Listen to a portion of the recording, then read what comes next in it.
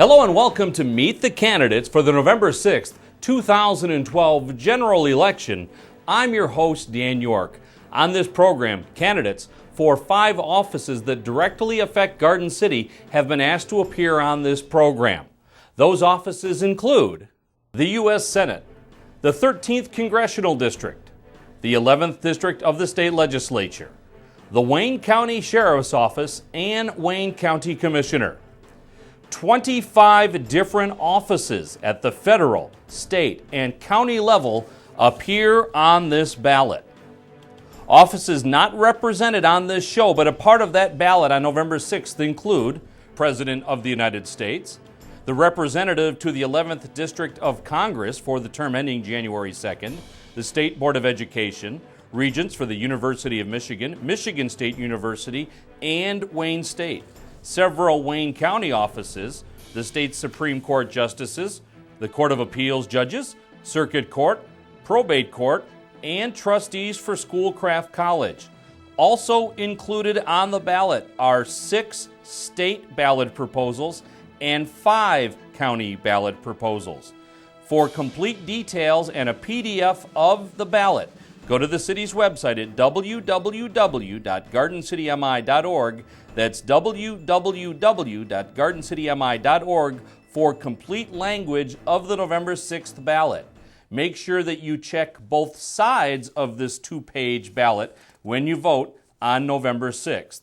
Now, candidates who were invited to appear on this specific program include from the United States Senate, Pete Hoekstra, Debbie Stabenow, Scotty Bowman, Richard Matkin, Harley Mickelson, and John Little. Scotty Bowman accepted our invitation to appear on the program. Debbie Stabenow's people attempted to set up an appointment, but we were unable to do so. Representatives in Congress for the 13th District include Harry T. Sawicki, John Conyers Jr., Chris Scherer, and Martin Gray. None of the candidates for the U.S. Congress accepted our invitation to appear on the program. Representatives in the state legislature 13th District include Kathleen Kopchik and David KNEZEK. Mr. KNEZEK accepted our invitation to appear on the program. For Wayne County Sheriff, Shelley Milton, Benny Napoleon, and Bob Zach. None of the candidates for Wayne County Sheriff accepted our invitation to appear on the program. And finally, one candidate for Wayne County Commissioner, Richard LeBlanc. Mr. LeBlanc did accept our invitation to appear on the program. Each candidate was given 5 minutes to present his or her platform. Now, this program can be seen multiple times throughout the election season. You can watch this program on GCTV, which is Channel 12 on Comcast, Channel 18 on Wide Open West, and Channel 99 on UVerse. The program can be seen October 19th, 20th, and 21st, the 26th, 27th, and 28th, and November 3rd, 4th, and 5th at 10 a.m., 2 p.m., 7 p.m., and 11 p.m. Also, the program can be seen on demand and streamed to the city website, www.gardencitymi.org/GCTV. So now let's begin our program with our first candidate for U.S. Senate, Mr. Scotty Bowman. Our nation's identity has always been defined by freedom from political control over our lives. Our founding fathers recognized that we were meant to be the land of the free and home of the brave. Today, can we really proclaim those words while we see our freedom slipping away right before our eyes? Do we really have brave leaders who are making the courageous choices to keep us free and strong? Are the brave rising up against intrusive politicians? Are the brave uniting for liberty? Do you know of any brave men or women in Washington who are really doing the hard, urgent things to get our fiscal house in order, so that our grandchildren and children can continue to proclaim their America as land of the free and home of the brave, rather than land of the oppressed and home of the cowards? My name is Scotty Bowman, and I'm your Libertarian candidate for United States Senate. Thank you for joining me as I share my vision with you. I want to help resurrect the land of the free. It will take brave men and women to take back our country from a philosophy that is permeating our culture, the belief that politicians need to intervene to make our lives better, that we must sacrifice and give our fair share. This belief is in stark contrast to my belief that you should make decisions for your life, ones that help you succeed, help you accomplish your dreams, and help you meet your personal and family goals. The defining issue in this economy is the economy and how to create the most jobs. There are only 96,000 new jobs added in August, as opposed to 141,000 in July, according to the Department of Labor. While they report the unemployment rate dropped from 8.3% to 8.1%, this is primarily due to the fact that 368,000 people stopped looking for work. To keep up with the growing population in the U.S., at least 150,000 jobs need to be created each month. Clearly, we are currently heading in the wrong direction. This poor performance is, of course, due to embracing a Keynesian economic philosophy, which involves borrowing $787 billion to inject $787 billion back into the economy. This does nothing to promote economic recovery, as evidenced by the employment numbers released in September. I believe that reckless spending by Congress and the current state of the national debt is a national security threat. When it comes to the interrelationship between foreign policy and national security, we must look hard at what is in the best interest of the American people. While I support a strong military to defend the United States against aggression, the United States should take a more diplomatic approach and abandon attempts to be policemen for the world. The security of the nation must be subject to oversight and transparency. American foreign policy should seek an America at peace with the world. Our foreign policy should emphasize defense against attack from abroad by avoiding foreign entanglements. I believe we should end the current policy of foreign intervention, including military and economic aid. We must recognize the right of all people to resist tyranny and defend themselves and their rights, and condemn the use of force, especially the use of terrorism against the innocent, regardless of whether such acts are committed by governments or by political revolutionary groups. With regard to economic aid to foreign countries, there is little evidence that foreign assistance advances U.S. interests. Let's take a look at Egypt, for example. The U.S. provided Egypt with roughly $30 billion over the last 3 decades, but it remains poor and undemocratic. In the case of Egypt, financing the corrupt Mubarak dictatorship led to social unrest. Waste, inefficiency, and corruption are common in cases of foreign aid. Politicians will always push for an increase in funding, whether the conflict in nations receiving the aids are getting better or worse. Since World War II, the U.S. has spent trillions of dollars trying to raise poor nations out of poverty, and these efforts have had no effect on the economic growth of third world countries. Your vote is your voice. Be counted among the brave who will resurrect the land of the free. Find out more at SCOTTYBOMAN.org. That's SCOTTY, BOMAN.org. Hi there. My name is David KNEZEK. I'm your Democratic nominee for state representative here in Garden City. Before I begin today, I want to make sure that I thank each and every one of you who came out to support me during the primary election. I was so thrilled and so honored to be able to win 90% of the precincts here in Garden City. And even if you didn't support me, I hope that over the next few weeks you take some time to learn a bit more about me and my policies, and I hope that I can earn your support on November 6th as well. Prior to this, I had the honor of serving our country in the United States Marine Corps during 2 tours of duty in Iraq. I came home and put myself through college on the Montgomery GI Bill, and now I'm a substitute teacher here in Wayne County. Over the past 2 years, we've had some serious conversations in this state about how we move Michigan forward, how we bring the jobs and prosperity back to our state. And that conversation has centered largely upon businesses and improving the business climate. And sure enough, over the past 2 years, we have seen a $1.8 billion reduction in taxes for our corporations and our big businesses. And I think that improving the business climate is a great thing, but my problem is, how did we pay for that $1.8 billion giveaway? The answer is we cut public education by $1 billion. Here in Garden City alone, per pupil funding was decreased by hundreds of dollars. And as somebody who's spent time in the classroom, I can tell you that this is sending the wrong kind of message to people here in our state and businesses outside of our state who might be looking at relocating to Michigan. And I'll tell you why. While we don't know what the next generation of businesses are going to be here in Michigan, we do know what they look like. They're smaller, they're entrepreneurial in nature, and they require a highly skilled and highly trained workforce. Any state that can provide that type of workforce organically is going to be at a competitive advantage when it comes to attracting businesses and bringing jobs and prosperity back here to our state. So I think first and foremost what we need to do is make sure that we reinvest that $1 billion that we cut from public education. That'll be one of my highest priorities as state representative. And secondly, I want to make sure that this problem never happens again.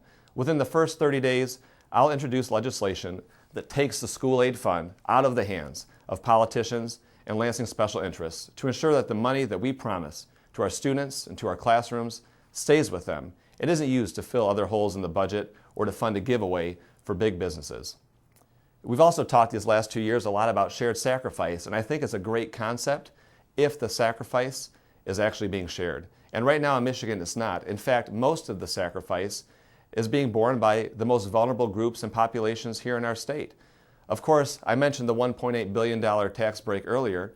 Partly was funded by the cost of education. The other parts were funded by taxing our retirees and our seniors in the form of the new pension tax. The last time I came here to speak with all of you, I made the pledge that as your state representative, I will work each and every day to repeal this pension tax. And I'm committed to that goal, and I want to make sure that those individuals who have dedicated their lives to this state are able to retire with dignity and with respect. And finally, of course, here in Garden City, we have a very proud military tradition. So many of us either served like myself or have family members, brothers, sisters, mothers who have served. And I think it's extremely disappointing that here in Michigan, we rank 53rd out of all the other states and territories when it comes to how we take care of our veterans. So I propose a dedicated funding formula, one that allows our veterans and our active duty personnel to be able to receive the necessary funding that they need from the state. I want our active duty personnel to receive the training that they need to be successful on the battlefield, and I want our veterans to receive the care and the benefits that they've earned through their years of service. Now, of course, we only have 5 short minutes to speak today, so if you have any other questions or concerns about where I stand on other issues like the environment and how I plan on being a very strong protector of the Great Lakes, I encourage you to visit my website, www.voteknezek.com, or feel free to give me a call. My number is 313-451-4586. I thank you so much for inviting me into your homes today, and I hope that I can count on your support on November 6th. Thank you so much. Hi everyone, I'm Richard LeBlanc and I'm a candidate for election to the Wayne County Commission. Some of you may know that I serve currently as a state representative for the 18th District, the City of Westland, and I'm in my 3rd term. Prior to my state rep service, I was elected to the Westland City Council 3 times and once to the Wayne Westland School Board. Experience counts during this election, and I'm asking for your support on November 6th. I'd like to share information about me, about the position itself, and about a few county issues. My wife Cheryl and I have been married for nearly 33 years. We have 2 sons and 2 granddaughters. I'm a graduate of Concordia College in Ann Arbor. I also attended Wayne State University and have 9 credits toward a master's degree. My employment history includes the Ford Motor Company, General Motors, and 22 years with the Canton Police Department. Over the past 25 years, I've been a member of dozens of boards, commissions, and civic organizations. Garden City's been fortunate to be served by Commissioner Diane Webb for 2 election cycles. Because commission boundaries are changing effective January 1st, Commissioner Webb will be serving different communities. I'm pleased to say that as she concludes her service to Garden City, Commissioner Webb has endorsed my candidacy. The new 12th District will include Garden City, Inkster, and most of Westland, and I'm fortunate to have been endorsed by numerous elected officials, groups, and people from within the new district. The mayors of all 3 towns have endorsed me. Mayor Walker, Mayor Hampton of Inkster, and Mayor Wild of Westland have worked with me in the past, and they're supporting me. Every elected person in Westland has endorsed me. As for Garden City, Mayor Walker is joined by Senator Glenn Anderson, some school board members, and all city council members except 1. There's also significant support from those in Inkster. However, the most important endorsement is yours, and I'm respectfully asking for you to consider voting for me. There's a lot of things on this ballot, and one of the things I've learned during this election cycle is that some people are unaware of just what a commissioner does. There's a total of 15 commissioners, and they serve as the legislative branch of county government for a 2-year term. Basically, they establish laws and ordinances, they implement a budget, approve contracts, and assist citizens and businesses with problem resolution. I've done all of those things since first becoming elected in 1992, so for me, there will be no learning curve. My conduct and my accomplishments are well known by those I've served and by those I've worked with for 2 decades. The priorities facing the Wayne County Commission are exactly what you would expect: jobs, public safety, the budget, contracts, and economic development, and all of these things go hand in hand. Jobs, which come about with economic growth, need an inviting climate, and I'll help to provide it. And when people and businesses are considering Wayne County as a place to live or to employ people, public safety initiatives and staffing levels weigh heavily. If public safety is not where it needs to be, investment is slowed. And if a perceived lack of safety is combined with too much political chaos, investment simply goes elsewhere. With this in mind, during the budget process, I'll continue to operate with ethical transparency. Budgetary needs and requests should be approved only with available revenues. As taxpayers, we also deserve additional legislative oversight. Certain contracts and the efficiency of government services have been questioned and criticized, and rightfully so. Contractual giveaways, like severance packages that would choke a horse, should never be proposed, let alone approved. We should focus our efforts on providing public services and not on the enrichment of select individuals. Wayne County has a budget of more than $2 billion, but even that amount of money can't sustain existing programming. I believe my fiscal restraint, my fiscal responsibility, and my well-known attention to detail will benefit the county and its taxpayers, and my record locally and in Lansing proves it. As I conclude, please consider visiting my website at richardleblanc.com. You'll also find my email address there. And my phone number's been in the directory for 35 years. So please call or write with any questions that you might have. My name is Richard LeBlanc, and I hope to have your vote for Wayne County Commissioner on November 6th. Thank you. That's Meet the Candidates for the November 6th, 2012 election. Thank you very much for watching, and thanks to the candidates who appeared on the program. We remind you that you can find a sample ballot on the city's website at www.gardencitym.org, and you can also watch this program streamed to the internet as well as on demand on the city's website, www.gardencitym.org/GCTV. My thanks to Christian Gibbons and Jason Merrill for producing today's program. I'm Dan York. Thanks very much for watching, and good night, everyone.